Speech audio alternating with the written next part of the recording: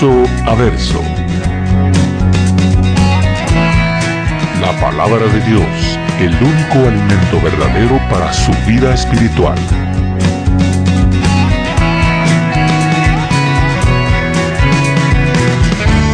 Verso a verso. Una presentación de Capilla Calvario, Guatemala.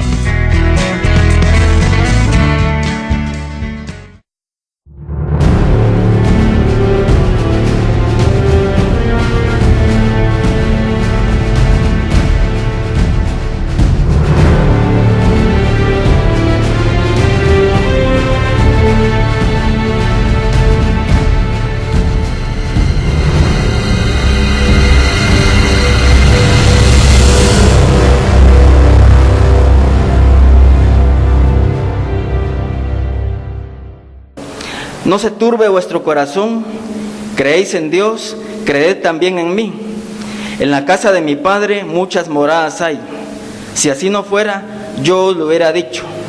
Voy pues a preparar lugar para vosotros. Y si me fuere y os preparare el lugar, vendré otra vez y os tomaré a mí mismo, para que donde yo estoy, vosotros también estéis. Y sabéis a dónde voy y sabéis el camino. Le dijo Tomás: Señor, no sabemos a dónde vas, ¿cómo pues podemos saber el camino? Jesús le dijo: Yo soy el camino y la verdad y la vida. Nadie viene al Padre sino por mí. Si me conocieseis, también a mi Padre conoceríais, y desde ahora le conocéis y le habéis visto. Felipe le dijo: Señor, muéstranos al Padre y nos basta. Jesús le dijo: Tanto tiempo hace que estoy con vosotros y no me has conocido, Felipe. El que me ha visto a mí, ha visto al Padre. ¿Cómo pues dices tú, muéstranos el Padre? ¿No crees que yo soy en el Padre y el Padre en mí? Las palabras que yo os hablo, no las hablo por mi propia cuenta, sino que el Padre que mora en mí, Él hace las obras. Creedme que yo soy en el Padre y el Padre en mí. De otra manera, creedme por las mismas obras.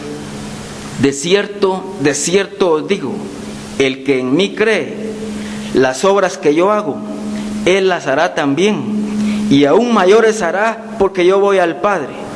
Y todo lo que pidiereis al Padre en mi nombre, lo haré, para que el Padre sea glorificado en el Hijo. Si algo pidiereis en mi nombre, yo lo haré. ¿Qué se necesita para ir al cielo? Para subir al cielo se necesita una escalera grande y una pequeña, dijo un cantante llamado Manolo García en La Bamba.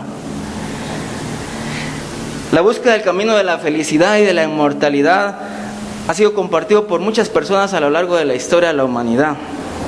Por ejemplo, Juan Ponce de León, cuando estuvo en las expediciones ahí por el Caribe, se le dijo que había una fuente de la eterna juventud y él decidió ir a buscarla.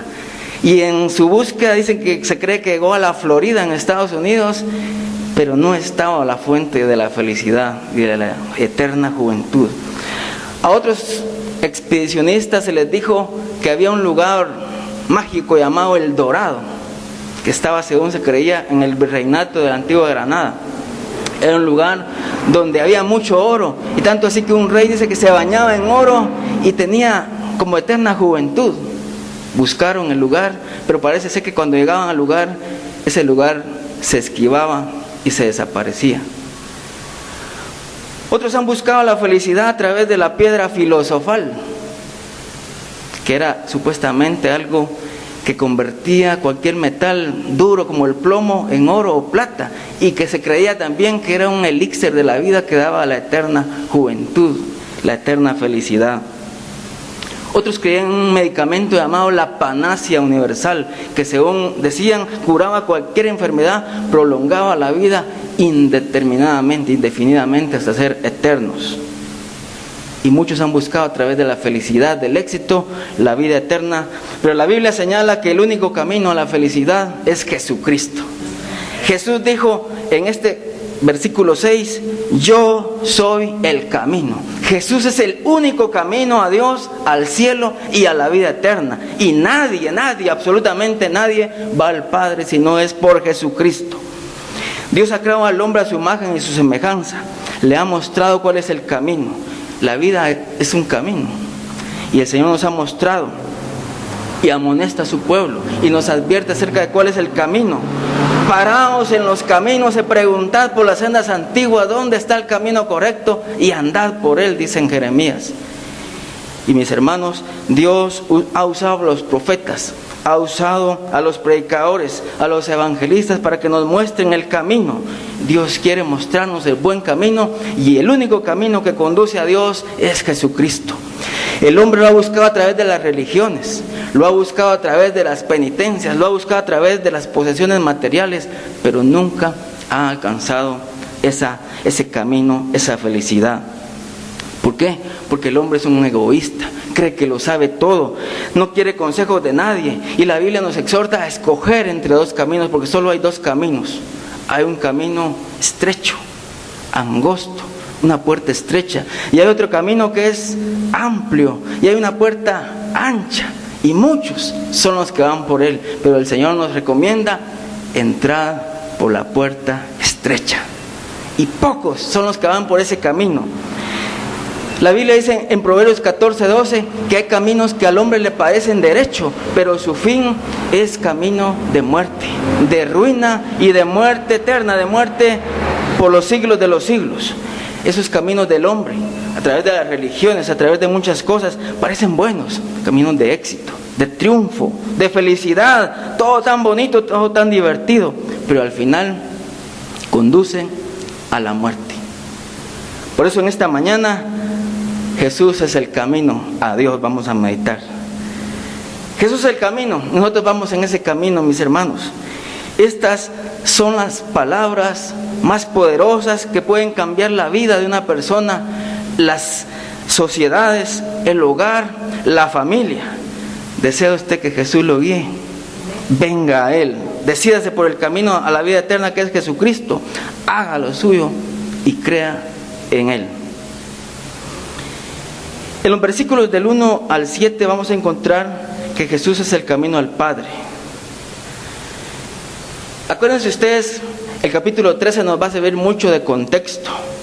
Dice la palabra del Señor que en el 13:36 Pedro le dijo: Señor, ¿a dónde vas? Y Jesús respondió en este pasaje que Él iba al Padre.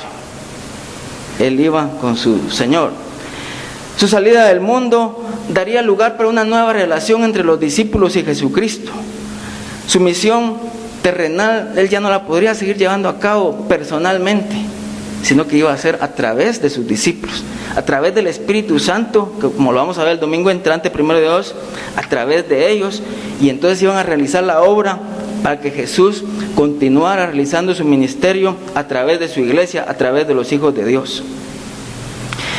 Empieza este capítulo con las palabras: no se turbe vuestro corazón.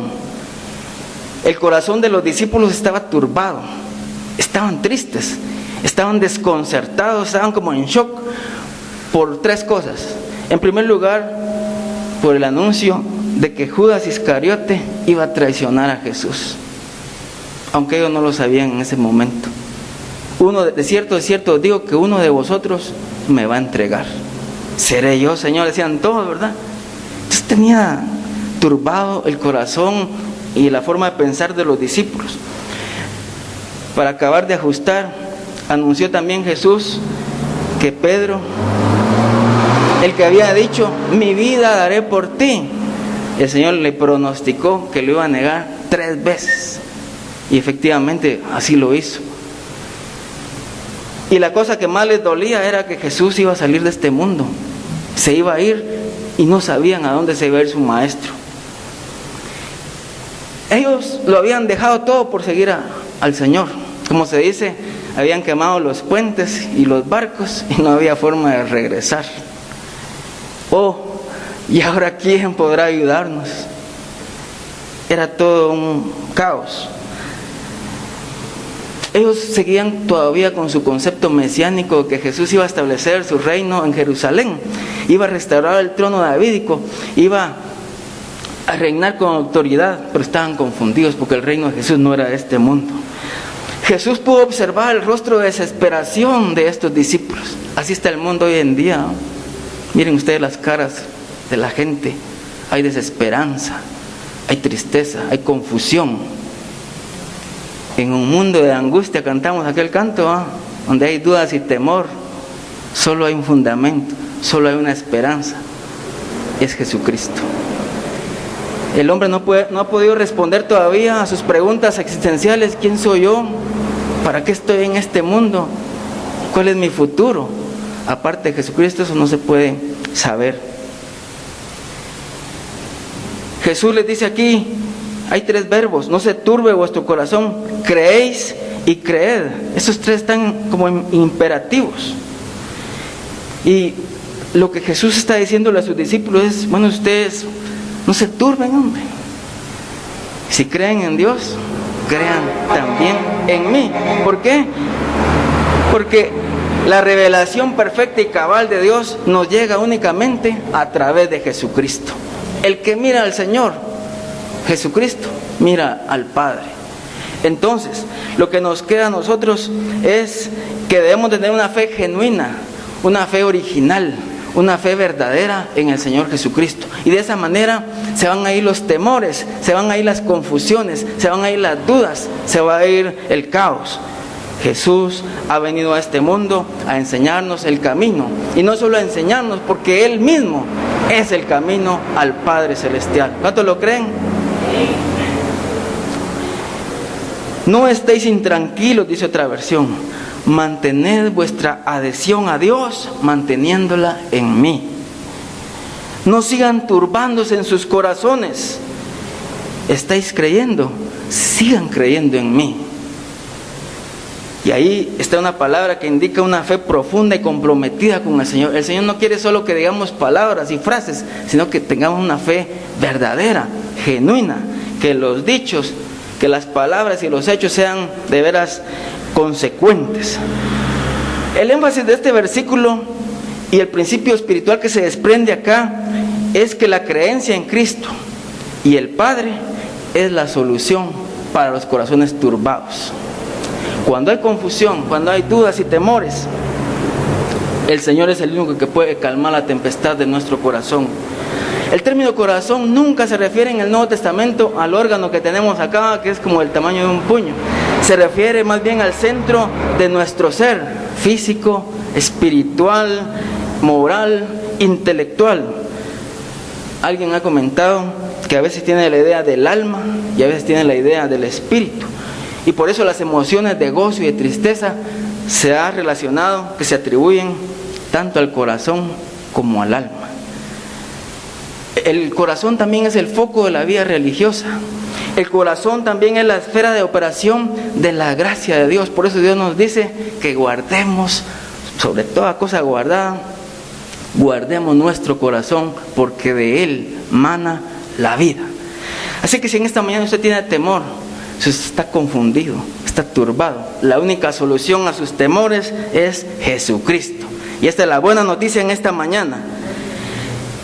Dice la palabra de Dios que si confesares con tu boca que Jesús es el Señor y creyeres en tu corazón que Dios le levantó de los muertos, serás salvo. Porque con el corazón se cree para justicia, pero con la boca se da testimonio para salvación. Entonces, creer en Dios y creer en Jesucristo es el antídoto para cualquier temor, para cualquier fobia, para cualquier ánimo turbado. Solo Jesucristo puede traer paz a nuestros corazones.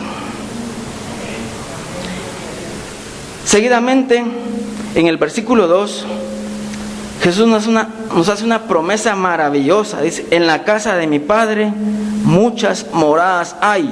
Si así no fuera, yo os lo hubiera dicho. Voy pues a preparar lugar para vosotros. Así como Jesús es el antídoto para nuestros temores y para nuestro ánimo turbado, en este versículo dice 3 cosas tremendas que afirman que hay muchas moradas. Les asegura que si así no fuera, Él se los hubiera dicho. Y les dice que va a preparar un lugar. En este mundo a veces algunos no tenemos tal vez casa propia, andamos alquilando y andamos deambulando de un lugar a otro. Allá en el cielo dice la palabra que tendremos una morada propia, una morada cuyo fundamento es tremendo, dice la palabra de Dios, cuyo arquitecto y constructor es Dios y está reservada en el cielo para nosotros. Estamos acá en la última cena. Jesús ha demostrado que a sus discípulos los amó hasta el fin. Y en este momento, versículos 1 al 3 del capítulo 14, les habla del cielo. Este es el texto más consolador en la Biblia. En la casa de mi Padre hay muchas moradas. Nuestro hogar, hermanos, será la casa del Padre Celestial. Jesús viene para recibirnos y para llevarnos y acompañarnos a un maravilloso lugar. Recuerdo las palabras de un hermano moribundo que estaba a punto de dejar este mundo y dijo esto: veo a Jesús, dijo en ese momento, viene para llevarme, ya voy, Señor, gracias, Señor, hermanos, Él me llama, y murió. El cielo, hermanos, es una realidad. En la casa del Padre y de su Hijo, es la casa del Padre y de su Hijo, pero también va a ser nuestra morada, nuestra residencia eterna. Ahí nadie nos va a echar, ahí nadie nos va a sacar por falta de pago o porque tenemos muchos niños. El Señor nos dará una morada. Dice la casa de mi Padre, eso se refiere, hermanos, al cielo, es el lugar de la morada de Dios. El término casa se refiere a una habitación donde se mora,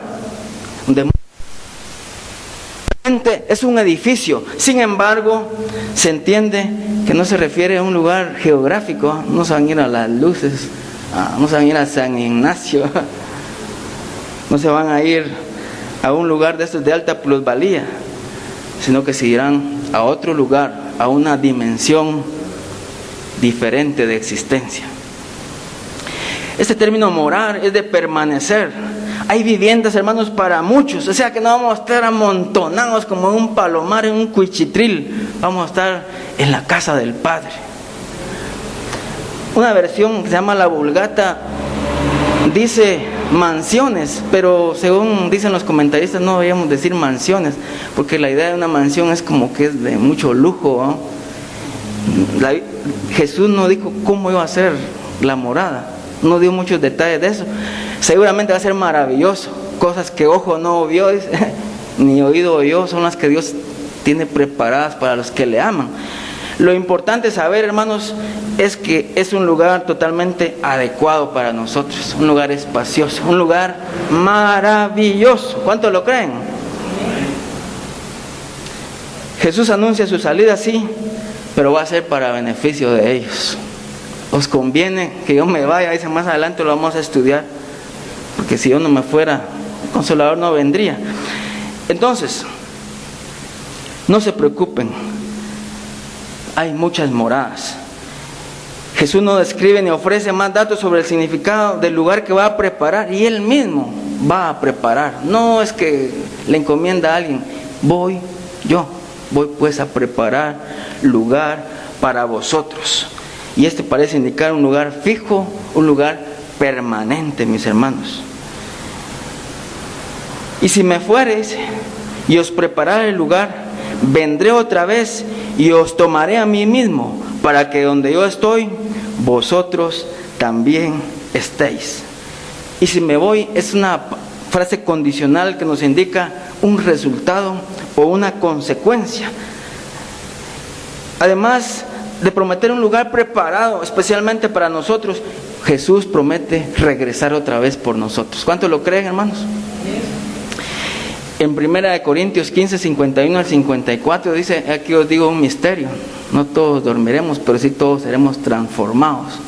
En un momento, en un abrir y cerrar de ojos, se tocará la trompeta, dice, y los muertos en Cristo serán resucitados incorruptibles. Y el otro pasaje importante es 1 Tesalonicenses 4, 13 al 18, porque el Señor mismo dice, con voz de mando, con voz de arcángel y con trompeta de Dios, descenderá del cielo, y los muertos en Cristo resucitarán primero.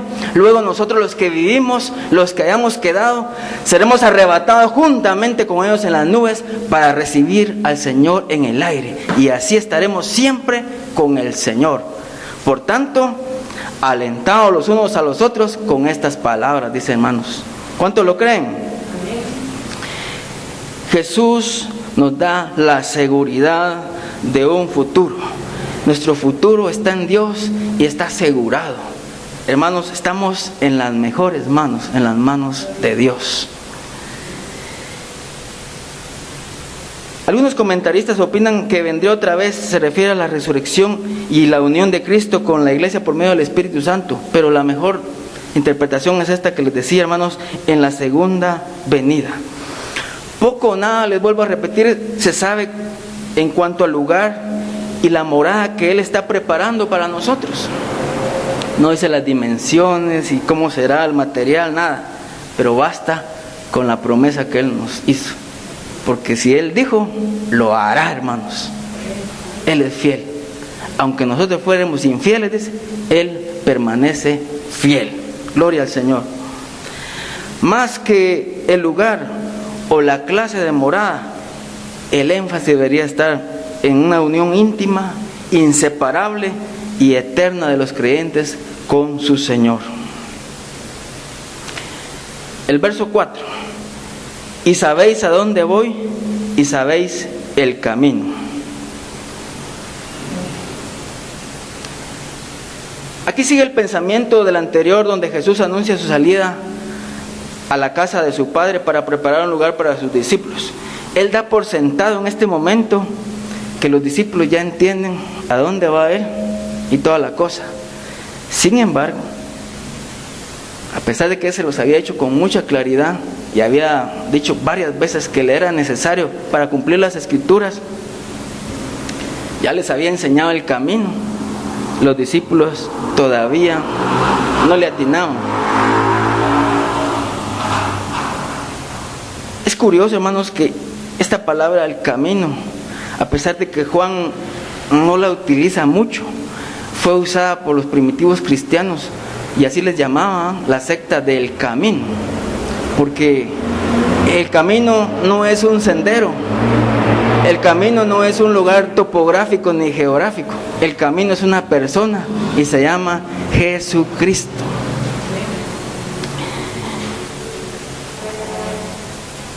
Dice la palabra del Señor en el versículo 5 que uno de los discípulos llamado Tomás hizo una pregunta sincera. A veces a uno de estudiante le da algo de pena levantar la mano para hacerle una pregunta al maestro, porque a veces la gente se burla, este baboso. Pero este Tomás, hermano, me llama la atención que es un hombre noble, honrado, y él quiere saber y tiene dudas y pregunta, y le dice al Señor: Señor, no sabemos a dónde vas, ¿cómo pues podemos saber el camino? Jesús, al dar este discurso, fue interrumpido 4 veces por los discípulos. Esta es la primera interrupción. No, primero fue Pedro en el 3:36, Señor, ¿a dónde vas? Ahorita Tomás pregunta, ni siquiera sabemos el camino, entonces, ¿qué vamos a hacer? Más adelante Felipe en el 14:8, vamos a ver, Señor, no conocemos al Padre, muéstranos y eso nos va a bastar. Y en el 22, Judas, no el Iscariotes, también le hace otra pregunta.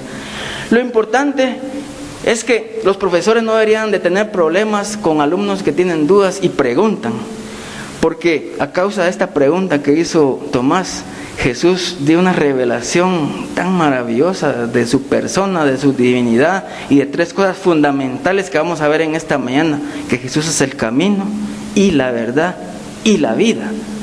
Si Tomás no hubiera hecho esa pregunta, no sé si Jesús lo hubiera hecho seguramente en otra ocasión, pero Tomás tuvo de veras la dicha de haber preguntado al Señor. Es cierto que Tomás ya en 11:16 había mostrado que iba a seguir al Señor. Vamos a morir con Él, dijo. Pero parece que él seguía pensando que la muerte era el final de todo. y no una parte en el plan del Señor.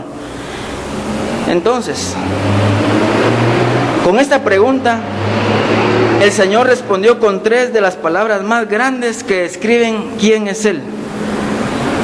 Muchos consideran a Tomás como una persona que era lerda, hablando intelectualmente y espiritualmente, pero en todo caso es honesto y dispuesto a revelar su ignorancia al preguntar, cualidades que son, por cierto, hermanos, loables. Cuando usted tenga duda, hermano, pregúntele al pastor, pregúntele a los líderes, no se quede con las dudas, porque a veces por no preguntar muchos han fundado sus sectas.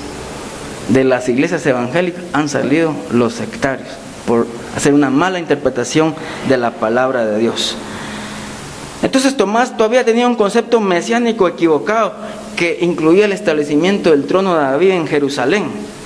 Pero Jesús viene ahora y responde, hermanos, de una manera categórica en cuanto a su identidad y a su misión. Y vamos a ver las 3 cosas. Este pasaje, hermanos, Juan 14:6, es una palabra de dicción usada en la Biblia que se llama endiatris. Y eso significa que hay una conexión de 3 palabras: camino, verdad y vida. Y las 2 otras palabras, verdad y vida, son 2 adjetivos que demuestran la importancia de la palabra camino, porque la palabra importante en todo este pasaje es el camino. Entonces, ¿cómo hallar el camino? Juan 14 del 1 al 6 nos lo dice. Es una persona, no un sendero. Y vamos a ver un pasaje en Hebreos 10:20. Dice así la palabra del Señor: por el camino nuevo y vivo que Él nos abrió a través del velo, esto es, de su carne. Jesús es el camino. Jesús es vida, no un plan o suerte.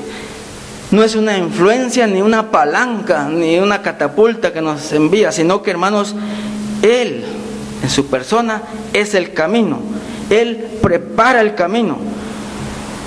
Cristo es el camino del amor y del consuelo. Es el único camino a Dios. Y nótense bien, hermanos, ahí al final: nadie viene al Padre sino por mí.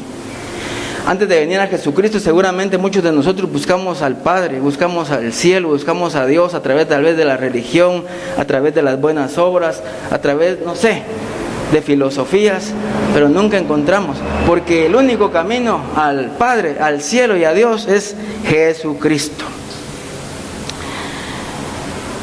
La Biblia dice que Dios va a indicar el camino de su pueblo. En Deuteronomio 5:32 el Señor ya lo había dicho, que Él iba a mostrar la senda. Cristo no solo nos indica el camino, Él es la encarnación del camino. Él nos acompaña en todo el viaje hacia la patria celestial. Nos indica cuando vamos mal, nos bendice cuando vamos bien. Él dice: he aquí yo estoy con vosotros todos los días hasta el fin del mundo. Él está con nosotros. Lo único que hay que resolver en esta mañana es que cada uno tiene que tomar una decisión personal para tenerlo como su camino. Es que hay muchos caminos, dice la gente ahora en el mundo, y todos los caminos nos conducen a Dios. Qué bonito se oye eso. Eso es falso. El único camino a la patria celestial, el único camino al Padre, a Dios y a la vida eterna es Jesús. Aquí aparece otra vez la expresión griega ego eimi, yo soy el eterno ser divino. Y es la 6ª vez de las 7 que menciona San Juan acerca de Jesucristo. Y aquí es enfático que Él, solo Él, es el camino. Y Jesús en esta mañana y en este pasaje quiere enfatizar la importancia de conocer el camino, de saber el camino para llegar al Padre. Y nos lo está indicando a través de su persona. Entonces no es religión, no son buenas obras, no es una membresía en la iglesia, es una relación personal con nuestro Señor Jesucristo lo que nos lleva al cielo. Algunos han sugerido que el camino puede ser el proceso, que la vida es el medio o la meta y que la vida es el resultado. Pero como les decía anteriormente, parece ser que lo más adecuado es decir que la vida y la verdad son dos adjetivos que nos indican la importancia de que Jesús es el camino.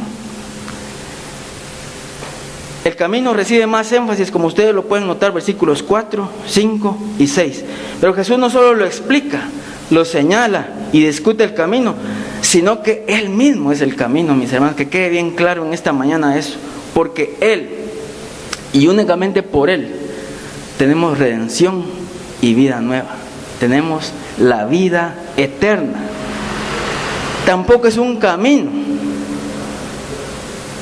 sino que Él es el único camino. ¿Cuántos lo creen? Ahí sí que es lo que el Señor está diciendo esta mañana, es exclusivista.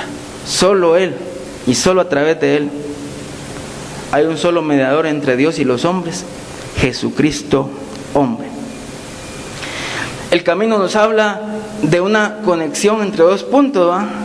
Para ir de aquí a la antigua, ¿va? Uno dice de este punto hasta llegar allá. Y en este caso el camino es un camino que conecta dos puntos, en este caso entre el hombre y Dios. Y eso es lo que ha tratado la religión. Religión significa religar, ¿va? Volver nuevamente a amarrar aquella pita que se había roto cuando el hombre pecó contra Dios. Pero la religión no ha podido lograr eso. El único que lo hace es Jesucristo. Él es la verdad. No solo la enseña y la discute, sino que es la misma y plena encarnación de la verdad redentora. Él es el que revela a Dios, el que revela al Padre. Jesús también es la vida, dice aquí este versículo, y la fuente de toda vida, tanto física como espiritual. Por medio de Él fueron creadas todas las cosas. Él es el originador de la vida. Y cuando venimos a Cristo, Él también nos dio vida nueva. Es decir, Él es la vida. Todo esto es con mayúscula. Jesús es la verdad. La verdad es muy importante, pero hay un montón de verdades, ¿verdad? Verdades filosóficas, verdades científicas, verdades religiosas. ¿De qué verdad está hablando aquí Jesús? Todos buscan la verdad y todos dicen que tienen la verdad. ¿Va usted con un sectario? Nosotros somos los que tenemos la verdad. ¿Van con alguna? Nosotros somos los meros. Pero este pasaje nos habla de Jesús como una verdad absoluta. Fíjense, hermanos, estamos en una era llamada posmoderna, donde todo es relativo. Mi verdad es diferente a la verdad del hermano Francisco, es según el pensar de ahora, y la verdad de él es diferente a la de Ángel, y así sucesivamente. Pero la Biblia nos dice que Jesús es la verdad en el sentido absoluto. ¿Y qué quiere decir eso? Hasta Pilato le dijo, ¿qué es la verdad?, le dijo a Jesús. Y la definición de qué es la verdad es que Jesús es la realidad, mis hermanos, a diferencia de todo lo que hay en el mundo, que es apariencia, que es falso. ¿Cómo fue tentado el hombre? A través de los ojos, a través de la carne, a través de la vanagloria de la vida.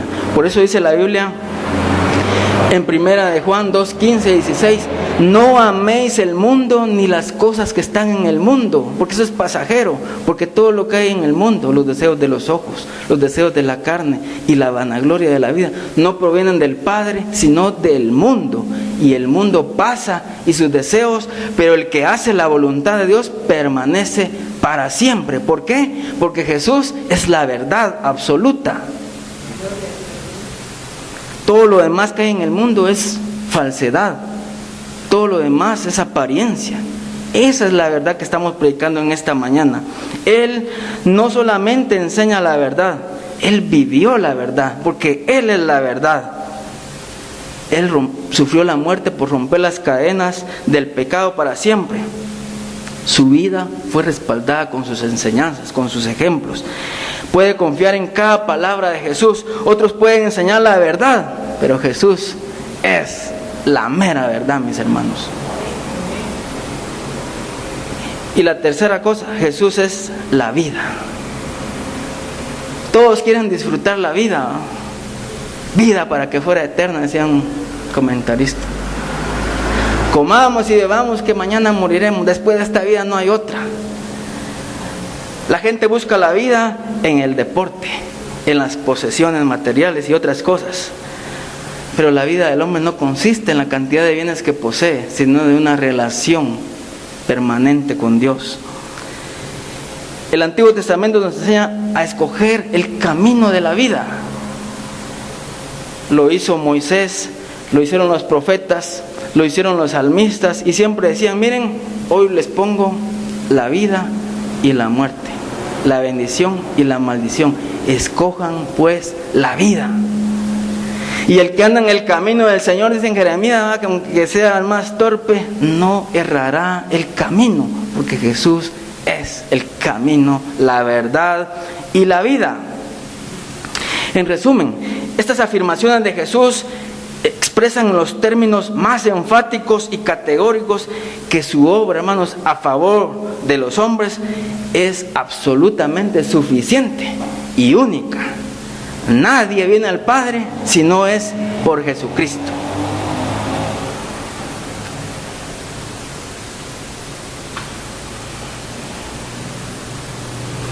Estos discípulos, hermanos, a pesar de todo lo que Jesús les había dicho, todavía no le conocían en el verdadero significado de lo que era su persona y obra. Había dudas. En el 7 dice: si me conocieseis, también a mi Padre conoceríais, y desde ahora le conocéis y le habéis visto. Con la venida de Jesucristo a este mundo, en su primera venida, por primera vez los hombres, los seres humanos, tuvieron la enorme dicha de contemplar al Padre perfectamente reflejado en el Hijo de Dios. Tremendo esto. Hermanos, en el Antiguo Testamento se hablaba de Jehová, el Padre Celestial, el Dios único. Viene ahora Jesucristo y también es Dios, porque Dios existe eternamente en tres personas: el Padre, el Hijo y el Espíritu Santo. Y después Él dice, vamos a estudiar el otro domingo, primero Dios: enviaré al Consolador para que esté con vosotros. Y entonces parecían que fueran tres dioses, dicen los testigos de Jehová, pero no, Dios es uno y existe eternamente en tres personas: el Padre, el Hijo y el Espíritu Santo. Entonces, con la venida de Jesucristo, el ser humano tuvo la oportunidad de contemplar a Dios en persona. ¡Qué tremendo! Pero a lo suyo vino y los suyos no le recibieron. Mas a todos nosotros que le recibimos, Dios nos ha dado el derecho de ser llamados hijos de Dios. Seguidamente, en los versículos 8 al 14 vamos a ver el tema del Padre y el Hijo, la relación que hay entre estos dos personas de la Trinidad. La pregunta de Tomás en el versículo 5 dio lugar a las afirmaciones de yo soy. En semejante manera, la pregunta que ahora hace Felipe en el 8, Felipe le dijo: Señor, muéstranos al Padre y nos basta. Va a dar lugar a la enseñanza sobre la relación íntima que existe entre Jesús y el Padre. Y la relación que hay entre estas dos personas de la Trinidad tiene un valor práctico para los seguidores de Jesús. Y enmarca, hermanos, y recalca, de veras, hermanos, el valor especial de su relación con el Padre en cuanto a la obra que los discípulos realizarían y en cuanto a su vida de oración. Y lo vamos a ver más adelantito. Felipe también, hermanos, al igual que Tomás, fue honesto, ¿eh? Él quería tener una teofanía de Dios a la usanza del Antiguo Testamento, cuando se le aparecía la zarza ardiendo, o cuando Dios se manifestó como el ángel de Jehová en algunas ocasiones. Parece que Felipe quería ver una teofanía. Él es honesto y está dispuesto a exponer su ignorancia, ¿va?, en las cosas de Dios, en las cosas espirituales, con tal de que sus inquietudes sean satisfechas. Está equivocado también en pensar que lo único que deseaban era una visión del Padre. Y el Señor le dice a Felipe: tanto tiempo hace que estoy con vosotros y no me has conocido, Felipe. Parece que Jesús le estuviera diciendo las palabras de Simón Bolívar: hemos arado en el mar. No le atinaban, a pesar de tantas evidencias. a pesar de tantos discursos, a pesar de tantas enseñanzas, todavía hay dos preguntas que le hace Jesús. ¿No me has conocido? ¿Cómo pues dices tú? Estos son un reproche suave por no haber aprendido la lección repetida una y otra vez. Pero eso nos pasa también a nosotros aquí, ¿no? Se predica el Evangelio, se enseña y tropezamos con las mismas piedras generalmente. Es necesario, por eso, como en pedagogía, ¿va?, estar repitiendo, estar volviendo a remachar, ¿va?, para que quede la fijación.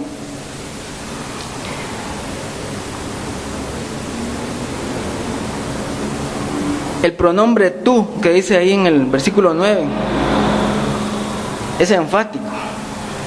Y hermanos,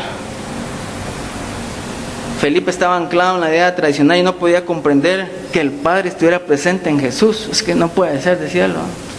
Sí, Jesús es un gran maestro, es un gran revolucionario, es un gran orador, pero que Él sea en el Padre, eso era muy difícil de creer para él.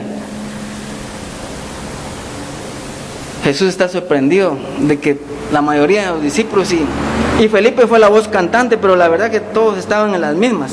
Y le repite, el que me ha visto a mí, ha visto al Padre.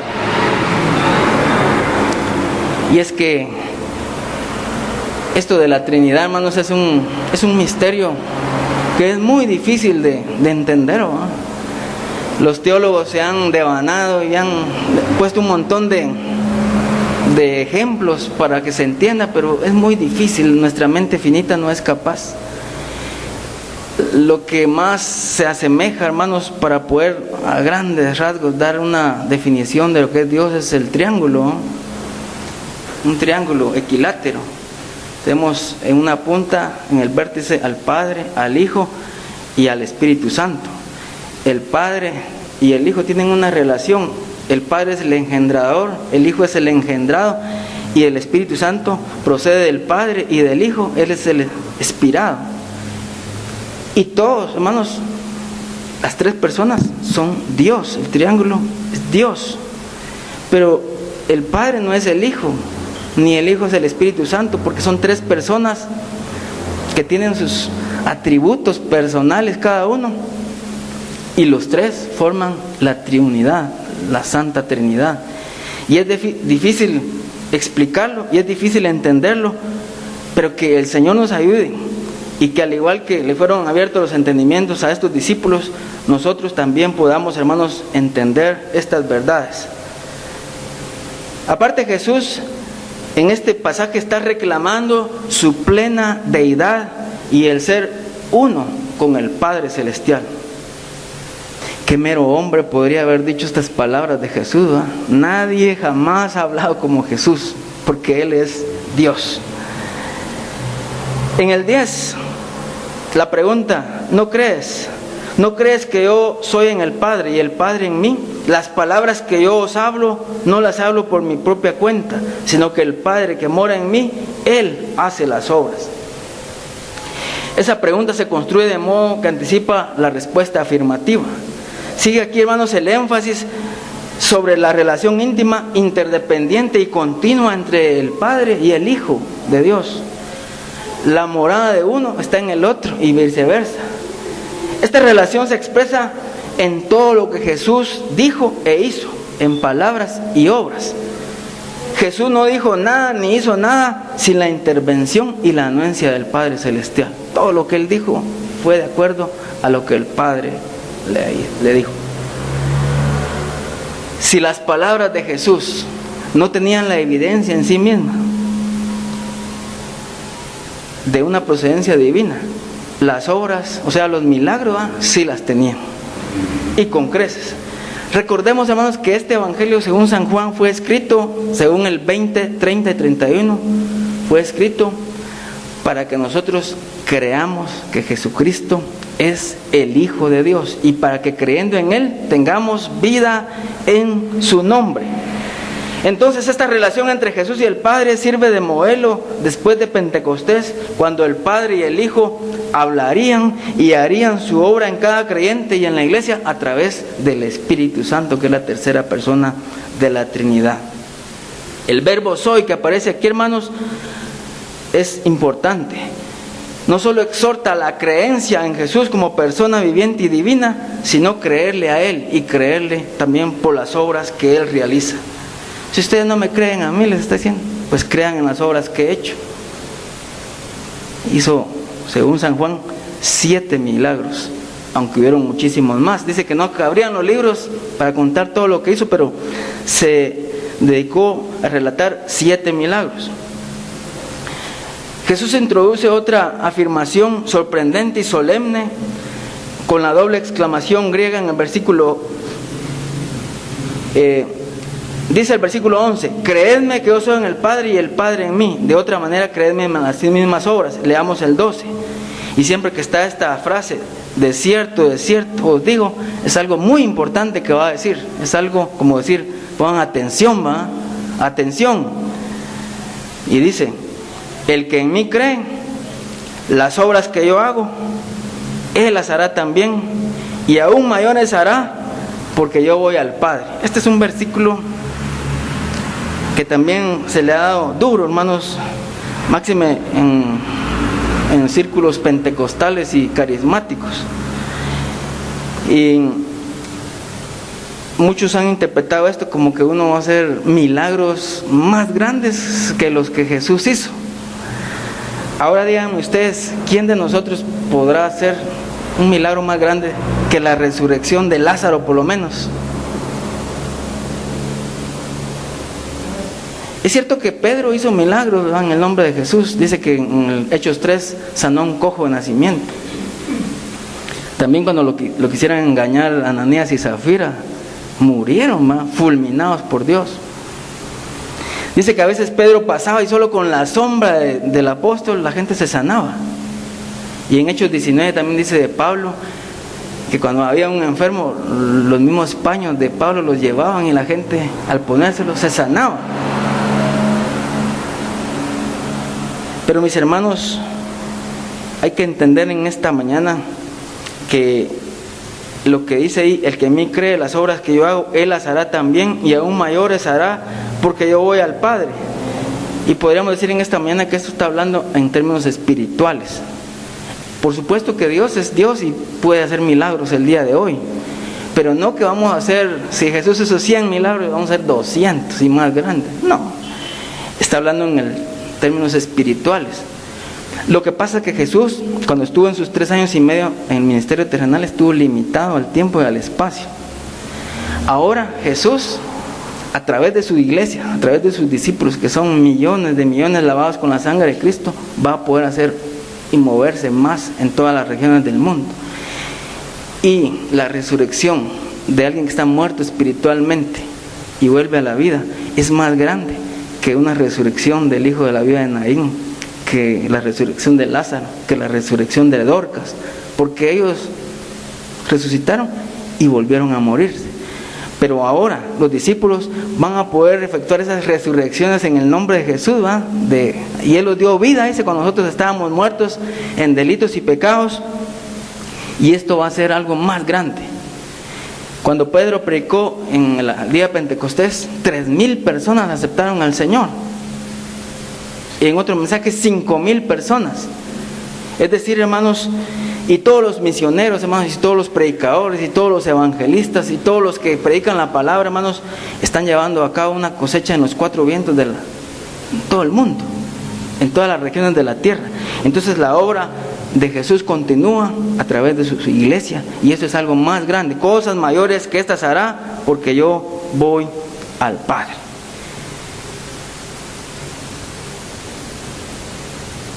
Y ahora, hermanos, podríamos decir que esto significa que los resultados del Pentecostés, de la obra misionera del apóstol Pablo y su victoria sobre el judaísmo y el paganismo, hermanos, fue algo glorioso, y lo leemos nosotros y nos alegramos. Pero Aún la obra continúa y la cosecha va a ser más abundante en todas las regiones de la tierra. La obra de Jesús fue el comienzo. El futuro reservaba una labor más extensa y más grande en todo el mundo. Por eso dice, en todo el mundo. Y hermanos, Jesús nos ha dado el estartazo. Y ahora nosotros como hijos de Dios estamos haciendo esas obras sobrenaturales en el plano del Espíritu. Porque son más grandes que las obras del mundo sensitivo. El levantar un alma de la muerte a la vida, realmente un acto superior a la resurrección de un cuerpo que estaba en la tumba. Entonces, mis hermanos, este pasaje habla sobre la evangelización, la liberación del hombre esclavizado por Satanás y destinado al infierno, pero que ahora es rescatado a una vida nueva, una vida fructífera en el Espíritu, con un destino eterno y glorioso a la presencia de Dios. Y pasamos ahora al versículo 13. Y todo lo que pidieres al Padre en mi nombre lo haré, para que el Padre sea glorificado en el Hijo. Este es otro de los versículos que lo han retorcido. Usted reclame su promesa, usted haga un pacto, usted métase en el rema, y así nos dicen un montón. Pero este versículo, que ha sido interpretado para cubrir cualquier cosa que uno desearía, tiene límite. Este no es un cheque en blanco para que uno lo llene y yo quiero esto, quiero un Rolls Royce, quiero una casa allá, la más grande, la más bonita, la más cara, mejor que la de Bill Gates, ¿eh? No, este tiene dos límites concretos. Si algo pidiereis en mi nombre, es el primer límite. Y segundo, para que el Padre sea glorificado. Así que toda oración que nosotros hagamos tiene que hacerse de acuerdo en el nombre de Jesús y de acuerdo a la voluntad de Dios. Primera de Juan 5, 13 y 14 y 15. Y esta es la confianza que tenemos en Él, que si pedimos alguna cosa conforme a su voluntad, Él nos oye. Y si sabemos que Él nos oye en cualquiera cosa que le pidamos, sabemos que tenemos las peticiones que le hayamos hecho. Entonces, el pedir en su nombre no es una fórmula mágica que garantice su eficacia y obliga a la mano de Dios, retorciéndole la mano para que Dios nos haga lo que nosotros nos dé la gana. No, eso no es así. Tiene que tener el espíritu y la mente del que ora, hermanos, debe estar de acuerdo a la voluntad de Dios y hacerlo en el nombre de Dios. Significa pedir, hermanos, en cumplimiento de su vida y carácter. Es continuar el ministerio de Jesucristo en esta tierra. Eso no significa pedir, como decía Ronnie ahí cuando estábamos haciendo el devocional, cosas de lujo, cosas mundanas, cosas triviales y egoístas que solo van a alimentar nuestro ego. Eso va a adelantar únicamente nuestros intereses, ¿verdad? Que vean que mi carro es mejor que el del otro, que mi casa es mejor que la del otro. No, eso no tiene que ver con el adelanto del reino y no cabe dentro de los límites establecidos. Y una cosa importante, todo, dice, lo que pidieres al Padre en mi nombre lo haré, para que el Padre sea glorificado en el Hijo. Yo creo que a todos nosotros nos enseñaron desde pequeños que la oración se debe hacer a Dios el Padre en el nombre de Jesús y en el poder del Espíritu Santo. Pero este versículo también nos habla que orar al Padre o orar al Hijo, indistintamente, Dios responde a la oración. Jesús está en posición de mediador. La oración dirigida a Él o por medio de Él llega al Padre. Además, este versículo establece que Jesús es el que contesta la oración. Yo lo haré. ¿Qué tal? Lo que pasa es que muchas veces, como Santiago decía, pedimos y pedimos mal para gastar en nuestros deleites. Por eso no recibimos. Es que Dios sabe, hermanos. Imagínense que nos dé un platal, que de la noche a la mañana seamos millonarios, que tengamos una fuerte cantidad de dinero. ¿Qué haríamos nosotros? Les ponía el ejemplo a mis niños ahí en el devocional de una anécdota que había un hermano que era bien pobre tenían muchos hijos. Era bien pobre y su situación era precaria, aciaga. Le pidió a Dios y Dios dice que le concedió una vaca. Y ya con la vaca pues había leche, queso, requesón y todas las cosas, los productos. Empezó que siempre seguía yendo a la iglesia. Y de repente vieron que se empezó a ausentar, ¿verdad? Que ya tenía 2 vacas. Y cada vez sus visitas a la iglesia eran más esporádicas. Ya después tenía 3 vacas, ya después tenía un rebaño. Ya no fue a la iglesia. Llegó el pastor y le dijo que iba a orarle a Dios que le quitara las vacas. No, por favor. Y es que eso es lo que pasa, ¿verdad? Que con cosas tan pequeñas, ahí demostramos dónde está nuestra fe. A veces la fe está en las cosas materiales, no en Dios. No queremos ver el adelanto del reino, sino nuestros propios intereses. En conclusión, mis hermanos, las palabras de Jesús muestran que Él es el camino a la vida eterna. A pesar de ser un camino invisible, es seguro. Es tan seguro como lo es su confianza en Jesús. Él ha preparado el camino a la vida eterna. El único asunto que en esta mañana tenemos que resolver es nuestra voluntad de creer en Él y seguir su camino. Hay unos pocos versículos en las Sagradas Escrituras que nos describen la vida eterna, pero estos están llenos de promesas como este pasaje que hemos leído. Aquí dice: voy pues a preparar lugar para vosotros y vendré otra vez. Podemos aguardar con expectativa, mis hermanos, la vida eterna, porque Jesús ha prometido que todo aquel que cree en Él tendrá la vida eterna. Aunque los detalles de la eternidad se desconozcan, no sabemos a ciencia cierta bien cómo será, no es necesario que temamos, porque Jesús está haciendo los preparativos y pasará la eternidad con nosotros.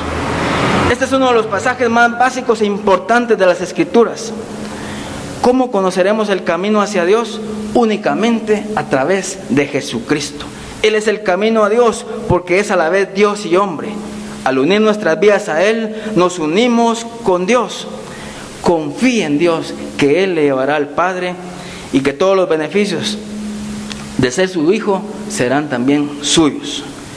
Jesús es la imagen del Dios tangible, del Dios invisible. Él es la revelación completa de lo que Dios es. Jesús le explicó a Felipe que el que deseaba ver al Padre podía verlo a través de Él. Jesús nos dice que sus discípulos harían milagros más asombrosos. ¿Qué milagro puede ser más asombroso que la resurrección de Lázaro entre los muertos? Más bien significaba que los discípulos, obrando mediante el poder del Espíritu Santo, llevarían el Evangelio del reino de Dios desde Palestina a todo el mundo conocido. Cuando Jesús dice que podemos pedir lo que sea, debemos recordar que nuestra petición debe ser en su nombre, es decir, de acuerdo a su carácter y a su santísima voluntad. Dios no concederá peticiones ni caprichos contrarios a la naturaleza y a la voluntad de Dios. Y no podemos usar su nombre como una fórmula mágica de un mago que nos dará todos los deseos de nuestro corazón egoístas. Al aceptar a Cristo, empezamos a vivir en ese mismo instante la vida abundante, la vida eterna, porque Jesús es el camino, el único camino al Padre. Y gloria a Dios, vamos en ese camino, mis hermanos, y estamos en las manos más seguras, estamos en el lugar correcto. A través de Jesús podemos conocer a Dios. Él nos acompaña de día y de noche, su Espíritu está en nosotros. Jesús también es la verdad, no tenemos que buscar otra verdad. Jesús nos libra de la muerte, de una vida inútil y de la muerte eterna. Jesús nos invita en esta mañana: al que a mí viene, yo nunca le echo fuera. Venid a mí todos los que estáis trabajados y cargados, que yo os haré descansar. Jesús desea darle descanso para su alma. No dude más, solo con Jesús hay paz de Dios y la presencia de Jesús desde ahora y por los siglos de los siglos. Confíe su vida en Jesús. Renan Carías, un cantante del grupo One Voice, escribió un canto que decía: Jesús es el camino. Y él decía: han pasado casi 2000 años, miles de hombres Él ha transformado, y aunque han pasado muchas modas y se han formado religiones. El poder de Jesucristo siempre, siempre es superior. Los embustes religiosos han tenido al hombre confundido y sus vidas se han sumergido en la maraña del pecado, en la codicia, la avaricia, la mentira y el dolor. Y dice el coro: Jesús es el camino, Él es nuestro destino. Él rompe las cadenas, limpia los corazones, forma un hombre nuevo en nuestro interior. ¿Cómo no le vamos a decir al mundo que Jesús es el camino? Han pasado casi 2000 años, miles de hombres Él ha transformado. Y aunque han pasado muchas modas y se han formado religiones, el poder de Jesucristo siempre, siempre es superior. Los embustes religiosos han tenido al hombre confundido y en su vida sumergido en la maraña del pecado, en la codicia, la avaricia, la mentira y el dolor. Jesús es el camino, Él es nuestro